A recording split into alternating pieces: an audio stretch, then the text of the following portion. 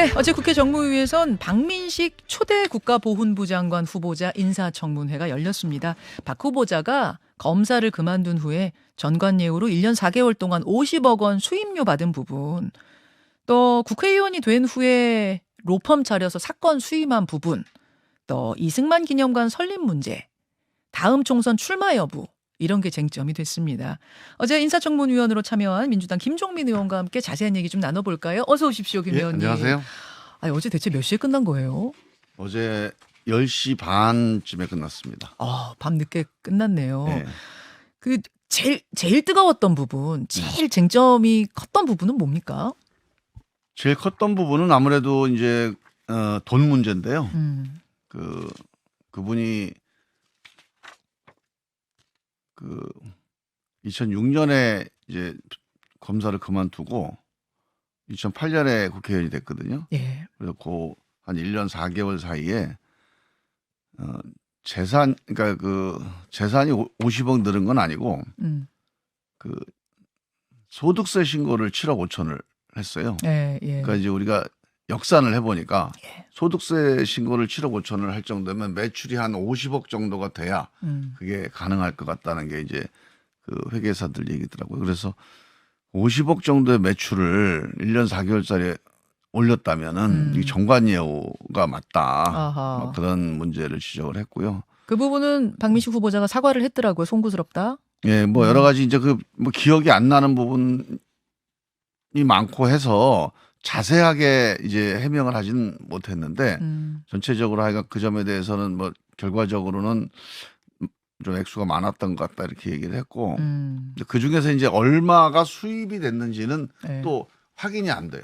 그래요. 그래서 그 자료를 계속 요청을 했는데 밤늦게까지 그 자료가 뭐 오래되기도 했고 또 관행적으로 저도 이번에 알았는데 인사청문회에서 5년 이전의 소득 자료를 제출한 적이 한 건밖에 없대요.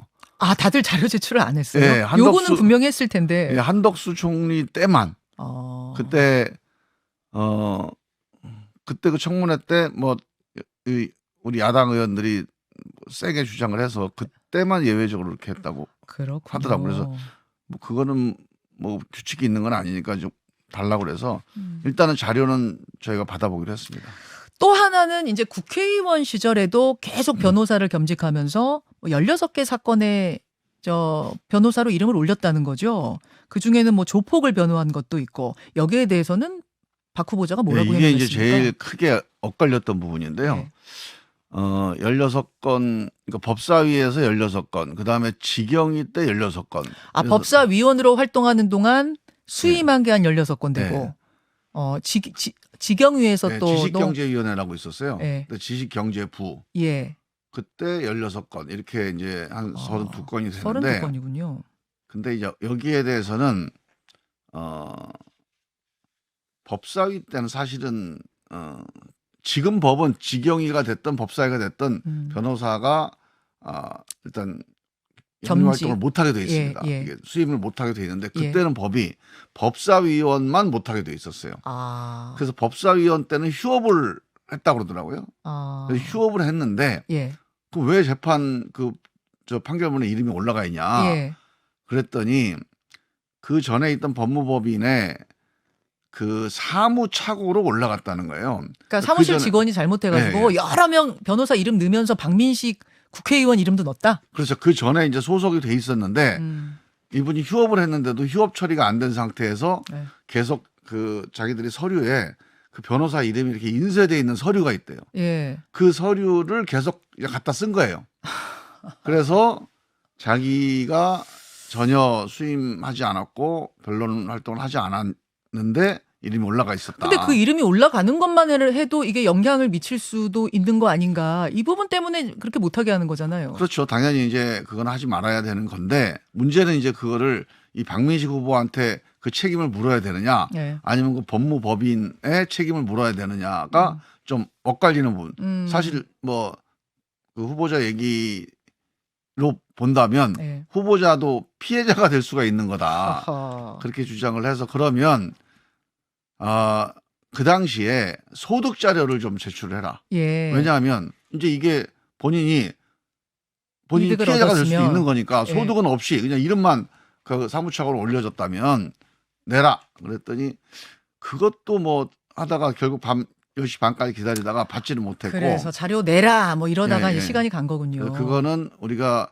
청문 보고서 채택하기 전에 예. 일단 열람을 한번 확인을 해보기로 했습니다. 자, 어제 질문이 여러 번 거듭 나온 또 다른 사안은 뭐냐면 내년 총선에 출마 의지가 있느냐 없느냐 이거였어요. 만약 내년 총선에 출마 의지가 있는 거라면 지금 초대 보훈부 장관이 6개월짜리가 되는 거 아닙니까? 네. 여기에 대해서 박민식 후보자가 뭐라고 답했는지 영상을 보시죠. 단도직입적으로 하나 묻겠습니다. 내년 총선 출마하십니까? 뭐 제가 그 상투적으로 드린 말씀이 아니고 저는 뭐 1년 동안 새벽 4시쯤 되면 일어나는데 일어났을 때부터 잘 때까지 오로지 국가보훈부, 국가보훈만 생각을 합니다. 정말 진심입니다. 제가 사명감을 느끼고 있습니다. 내년 총선 출마하십니까? 안 하십니까? 그거는 뭐 정치적인 거를 제가 뭐 이렇게 생각해 볼 그동안의 겨를이 없었습니다. 아, 김종민 의원님은 어떻게 들으셨어요? 저도 이제 저 문제 가지고 여러 번 얘기를 했는데요. 네, 여기서 분명히 밝혀야 된다. 밝혀야 된다. 아니 총선 출마 생각이 있으면 우리 청문회 여기서 그만하자. 아, 그만하자. 청문회를 해놓고 6개월 만에 총선을 출마하는데 네. 그 청문회 하려면 정말로 수십 명의 이제 인원이 동원돼서 오랫동안 준비를 해야 되고 또 의원들도 지금 국회의원들 24명이 앉아가지고 이걸 한 일주일 이상 막 열흘 가까이 준비를 해서 그렇죠. 하루 종일 이렇게 심의를 하고 그렇죠. 결론을 낸 건데 네. 6개월 있다가 또 다른 사람 청문회를 해야 돼. 이거는 국가적으로 엄청난 낭비다. 근데 지금 너무 겨를이 없다. 그런 거 생각할 겨를이 없다는 게 지금 박 후보자 답변이었거든요. 그래서 저 문제는 많은 의원들이 심지어는 여당 의원들조차도 예. 문제 제기를 했습니다. 출마 그 여부에 대해서 분명히 밝혀라. 밝혀라. 예. 근데 끝내 그리고 안 출마하는 밝히셨어요? 거는 적절하지가 않다. 예. 그래서 촉구를 했는데 끝까지 확답을 안 한 거예요.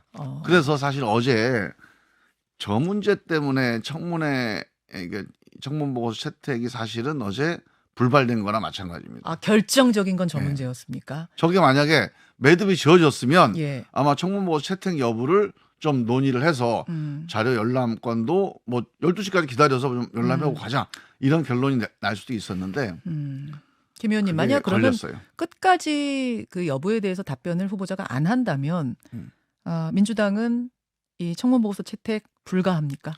제가 보기에는 상황이 어렵지 않을까 하는 생각이 드는데 일단 그 논의는 이제 의원들이 모여서 한번 얘기를 해봐야죠. 아하. 아직 저 문제가 확답이 안 나오고 자료가 안 왔기 때문에 청문 보고서 채택 여부를 어제 토론을 안 했습니다. 그렇군요. 알겠습니다. 자, 들으시는지 국민 여러분들의 판단, 판단을 좀 기다려봐야 될 것 같고 민주당 김종민 의원 만나고 있습니다. 정무위 민주당 간사 맡고 계시죠. 네. 어제 정무위에서 이른바 김남국 방지법 가상자산도 재산 신고해야 된다. 이 법안 통과시켰습니다. 아니야, 그건 정무위에서 한 게 아니고 그건 이제 그 법 행안위에서도 하고 정무위 소위에서도 한 거 아니에요? 정무위는 두 군데서? 뭐냐면 결의안을 통과시켰습니다. 결의안을 통과시킨 거군요. 그러니까 정무위가 관련 상임위잖아요. 예. 가상자산 예. 업무를 관리하는 상임위이기 때문에 예. 이 상임위에서 국회의원 전원 전수조사하고 자진신고하자는 결의안을 통과시켜서 이제 본회의에 올라가 있습니다. 행안위에서 법안 통과시키고 1원이라도 해야 된다 이렇게 됐더라고요. 네. 굉장히 강력하게. 그 김남국 의원의 이제 뭐 국회의원으로서의 윤리적인 부분들을 떠나서 지금 수사당국에서는 위법적인 부분도 들여다보고 있는 것 같은데 네. 위메이드라는 게임 업체가 국회에 한 14번인가 출입했다는 횟수는 이미 공개가 됐습니다만 어느 의원실을 갔는지 지금 국회 사무처가 공개를 안 하고 있습니다. 이 공개 여부에 대해서는 김종민 의원님 어떻게 보세요? 당연히 공개를 해야죠. 저도 그 보좌진들로부터 그런 얘기를 들었어요. 위메이드가 그 당시 시점에 그 입법 관련해서 부탁을 하러 국회에 왔고 심지어 또 에어드롭 관련해서 어떤 제안도 하고 이런 얘기를 전해 들었다. 그러니까 지금 이제 나온 얘기지만 그 당시에는 예. 뭐 사실 입법 관련해서 어떤 협회라든가 각 이익단체들이 얘기를 하는 경우가 많기 때문에 아마 보좌진들도 특별하게 이렇게 주목을 안 했던 것 같아요. 그래서 거기에 응했던 보좌진들이 누군지를 지금 이제 확인을 못 하고 있는 건데, 그거를 거절했던 보좌진들은 얘기를 해요. 나는 그런 게 들어왔는데 거절했다 네, 이렇게. 네, 그래서 안 만났다든가 아니면 나는 관심이 없어서 더 이상 그걸 팔로우업을 하지 않았다. 그때 제안이 네. 그냥 우리한테 이렇게 관심 가져주십시오 이런 정도의 로비가 아니라 에어드랍, 그러니까 공짜 코인까지도 주면서 이제 그게 이제 로비가 정확하게 이루어졌대요? 뭘 주고받고 했던 거가 확인되는 건 아니고 그런 얘기들이 이제 돌았다.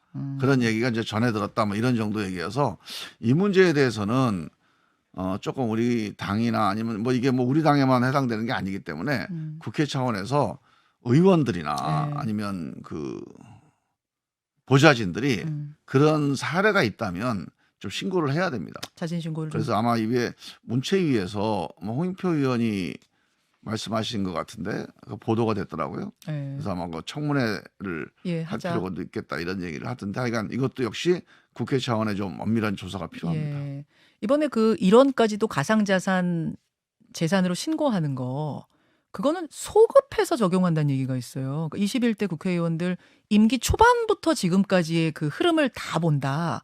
근데 이게 소급은 아니죠. 왜냐하면 예. 이제 그 법이 지금 정해져서 과거 언제부터 언제까지 재산을 신고해라 그러면 그거 자체가 법적인 구속력이 있는 거니까 그건 뭐 소급입법이라고 하기 근데 어렵고. 그 시점에서의 재산이 아니라 임기 초반부터 지금까지 그러니까요. 가상자산을 거래한 게 있는가 없는가를 다 들여보겠다. 그 거래 내역을 제출하게 돼 있습니다.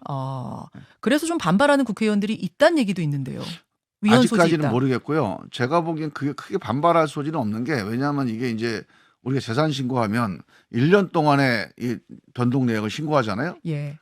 근데 그거는 그동안에 계속 축적돼 있기 때문에 1년을 하는 거예요. 예. 근데 이거는 이제 처음 하는 거 아닙니까? 가상자산은 처음이죠. 예, 첫 신고이기 때문에 적어도 21대 국회 임기 내에 있었던 것은 첫 신고니까 다 하자. 기본적으로 이제 바닥을 좀 깔아놓고 시작을 하는 거죠. 아. 그래서 그건 필요하다고 보는데 이게 크게 그러니까 복잡하긴 할 겁니다 아마. 왜냐하면 이걸 1원짜리까지 해야 된다 그러면 예를 들면 저도 이제 정무위 하다 보니까 여러 사람들이 이제 이거를 한번 뭐 100만 원이라도 넣어서 한번 해봐라. 그래서 어떻게 가상자산이 거래되는지를 한번 경험을 해봐야 입법하는데 네, 그럴 수 있죠. 판단이 되지 않겠냐 이런 얘기를 뭐 하더라고요. 불법은 아니니까. 예. 그런 분들이 꽤 있을 수도 있습니다. 근데 좀 피곤하긴 할 텐데 지금 이제 국민적 의혹이 크니까 이번에는 좀 복잡하더라도 예. 하는 게 좋겠다 이렇게 본 거죠. 자, 지금 이제 뭐 법적인 부분들 또 국회에서 어떤 체계 잡아가는 부분들 그건 이제 그 흐름이고 민주당에서는 지금의 이 상황을 어떻게 수습해야 하나 고심 중인 것 같은데요. 고민정 최고위원이 어제 최고위에서 좀 강하게 발언을 했습니다. 어떤 강성 팬덤과의 결별 선언 해야 한다는 이제 취지로 발언을 했고 고 최고 외에도 이재명 대표의 어떤 강성 팬덤과의 결별 선언을 요구하는 목소리는 여럿 나와요. 그중에는 김종민 의원도 그런 생각 가지고 계시는 거죠. 예. 예, 꼭 필요하다고 보십니까? 그렇죠. 이게 뭐 이제 팬덤과의 결별이라는 표현을 하는데 저는 본질적으로 아주 단순한 문제라고 봅니다. 민주적인 정당에서 정말로 꼭 필요한 게 생각이 서로 다른 사람을 존중해 주는 거예요. 그 생각이 서로 다르다 그래서 너 수박이다, 너 빨갱이다, 너 뭐 좌파다, 너는 반동이다. 이게 지금 우리 민주공화국 역사의 가장 근본적인 폭력 행위였거든요. 그러니까 이걸 가지고 물리적 폭력으로 뭐 사람을 고문하고 뭐 죽이고 이렇게 하느냐, 네. 아니면 정신적인 폭력을 가해서 뭐 몰아내거나 아니면 입을 막느냐 이 차이만 있는 거지 본질적으로 폭력입니다. 생각이 다른 사람들과 함께하는 게 민주주의거든요. 네. 근데 우리 민주당이 지금까지 이런 일이 별로 없었어요. 근데 제 기억에는 예. 그 국정원에서 우리 댓글 사건 예, 있었잖아요. 예, 국정원 심리전단에서 댓글 작업하면서 폭력, 뭐 욕설, 뭐 심리전, 그래갖고 압박 이런 식의 이제 이 댓글 문화가 만들어지기 시작했는데 이 사람들하고 싸우면서 우리 민주당 지지자들도 이런 거를 좀 뭐 배우기 오염되기 시작한 거예요. 아, 그게 2015년 6년쯤인데 예. 그 이전에는 노사모나 이런 경우도 이런 식의 어떤 그 뭐 욕설이라든가 아니면 폭력이 없었거든요. 그렇군요. 이런 언어 폭력이 한 지금 7, 8년 된 겁니다. 근데 이재명 대표는 지금 크게 반응을 하고 있는 것 같지 않습니다. 그 요구에 대해서. 결국 근데 결별하지 이재명 않을 대표는 이렇게 생각을 하시는 것 같아요. 이 행위는 잘못한 건 맞다. 그러나 이 사람들이 다 우리 당원들이고 예. 민주당을 위해서 열심히 뭘 지지해 보려다 보니까 과하게 나오는 건데 하지 말라는 얘기는 자기가 계속 하고 있다. 근데 그거 이상 뭘 더 할 수 있냐? 이런 정도 생각을 하시는 것 같은데 저는 본질적으로 이 사람들을 뭐 집에 가라. 뭐 이 사람들을 공격하고 뭐 개딸이다 무슨 뭐 팬덤이다 이렇게 해서 공격하자는 얘기가 아니에요. 이 행위들 있잖아요. 이 행위를 못하게 해야 됩니다.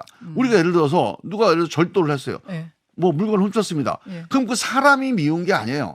그 사람을 뭐 어떻게 하자는 게 아니라 그 행위를 벌하는 겁니다. 예. 그렇게 행위를 벌해야 이 사람도 그런 행위를 안 하거든요. 만약 이재명 대표가 계속 거기에 대해서 본인의 소신을 굽히지 않고 뭐 결별 선언 못 하겠다라고 한다면 그러면 그냥 가라앉는 거죠. 늪에 빠지는 겁니다. 아니 생각을 해보세요. 이런 식으로 좀 생각이 다르다고 해서 막 집단적으로 공격을 하고 폭력을 하는데 일반 국민들이 내 주권을 네. 거기 맡기겠습니까? 내 생각이 저기 가면 존중받지 못할 텐데 어떻게 거기다가 표를 보탤 수 있겠어요? 자 10초 남았는데요. 조국의 강과 남국의 늪 중에 어디가 더 두려우십니까? 그렇게 비교 형량하기는 어렵고요. 하여간 지금이 제가 민주당 하면서 제일 심각한 상황이라고 보면 됩니다. 여기까지 듣겠습니다. 김 의원님 고맙습니다. 예. 김현정의 뉴스쇼는 시청자 여러분의 참여를 기다립니다. 구독과 좋아요, 댓글 잊지 않으셨죠? 알림 설정을 해두시면 평일 아침 7시 20분 실시간 라이브도 참여하실 수 있습니다.